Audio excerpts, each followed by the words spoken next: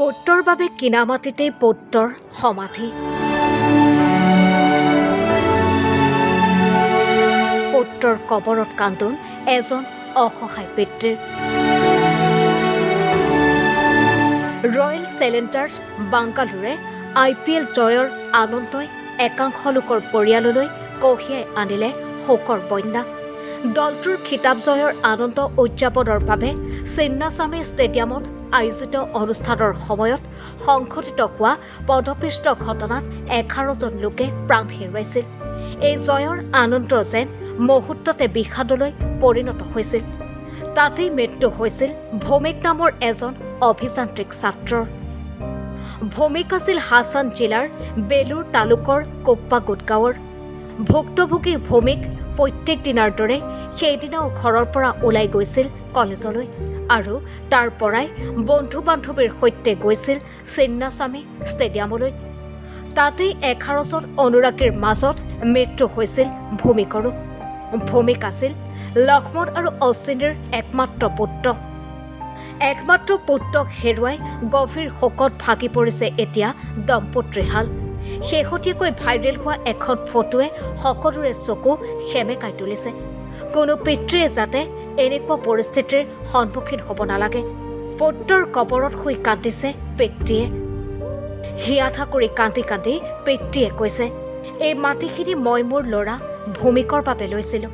এতিয়া মই তাক এই মাটিখিনিতে শুৱাই দিছোঁ। মই মোৰ ল'ৰাৰ স্মৃতি সৌধ সাজিব লগা হ'ল। মোৰ যি হৈছে ভগৱানে আন কাৰোৰে লগত এনেকুৱা নকৰক। বেংগালুৰু হুলস্থুলত পুত্ৰক হেৰুৱাই পিতৃয়ে এতিয়া এনেদৰে কান্দিছে। পুত্ৰক হেৰুৱা আজি 4 দিন সম্পূৰ্ণ হ'ল। 4 দিন সম্পূৰ্ণ হ'ল যদিও আপোনজনক হেৰুৱা সেই দুখ পিতৃ মাতৃ আৰু পৰিয়ালে কেতিয়াও পাহৰিব নোৱাৰে, কেতিয়াও মাৰ নাযায় সেই দুখ। হাছানত পুত্ৰৰ কবৰত কান্দি থকা পিতৃৰ সেই ছবিয়ে এতিয়া চকুলো সেমেকাই তুলিছে সকলোৰে। News desk nation any.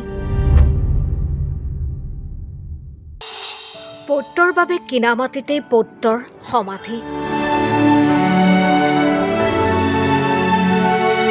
পুত্ৰৰ কবৰত কান্দোন এজন অসহায় পিতৃৰ। ৰয়েল চেলেঞ্জাৰ্ছ বাংগালোৰে IPL জয়ৰ আনন্দই একাংশ লোকৰ পৰিয়াললৈ কঢ়িয়াই আনিলে শোকৰ বন্যা। দলটোৰ খিতাপ জয়ৰ আনন্দ উদযাপনৰ বাবে চিন্নাস্বামী ষ্টেডিয়ামত আয়োজিত অনুষ্ঠানৰ সময়ত সংঘটিত হোৱা পদপিষ্ট ঘটনাত 11জন লোকে প্ৰাণ হেৰুৱাইছিল। এই জয়ৰ আনন্দ যেন মুহূৰ্ততে বিষাদলৈ পৰিণত হৈছিল। তাতেই মৃত্যু হৈছিল ভৌমিক নামৰ এজন অভিযান্ত্ৰিক ছাত্ৰৰ। ভৌমিক আছিল হাছান জিলাৰ বেলুৰ তালুকৰ কোপ্পাগুট গাঁৱৰ।